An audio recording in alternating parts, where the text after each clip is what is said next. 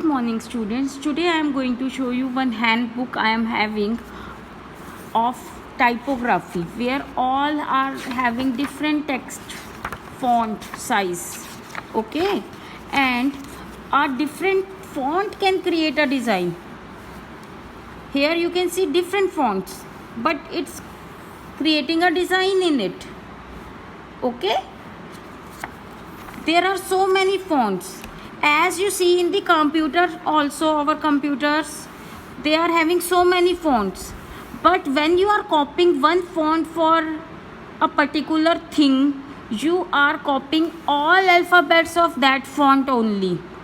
ऐसा नहीं होना चाहिए कि आप एक अल्फ़ाबेट तो इस फॉन्ट का ले रहे हो और दूसरा इस फॉन्ट का ले रहे हो, तो that will also not going to help you out. Okay, and font depends upon sometimes the space also, where here we are using the compact font. देखो बेटा, is it visible है ना?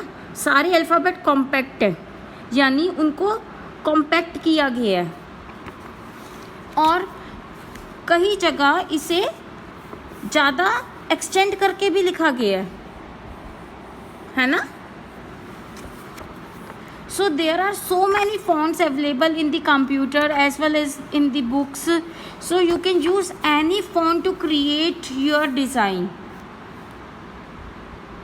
for the poster making. Important element is, I am writing, please go through this. सबसे important element होता है theme, कि poster का theme क्या है, यानी सेव वाइल्ड लाइफ है, सेव वाटर है, जो कि टॉपिक में इटसेल्फ क्लियर होता है, मेंटल वेलबींग है,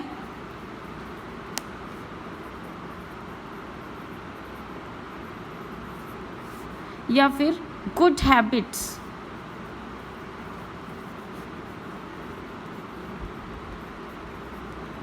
ओके, फिर अब इन सब टॉपिक में आप किस टॉपिक को सेलेक्ट करते हो? फर्स्ट ऑफ ऑल, अगर आप सेव वाइल्ड लाइफ को कर रहे हो तो वाइल्ड लाइफ में एनिमल का होना तो ज़रूरी है ही ना, इन्हीं को ही तो बचा रहे हैं हम, है ना?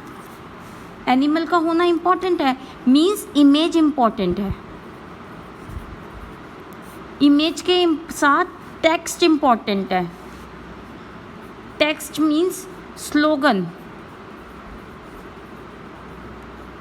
ओके, इन सब का कॉम्बिनेशन ही होता है posture.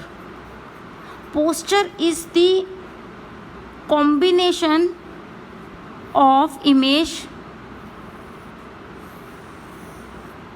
And text. Basically two elements are important, image और text. Third comes the background.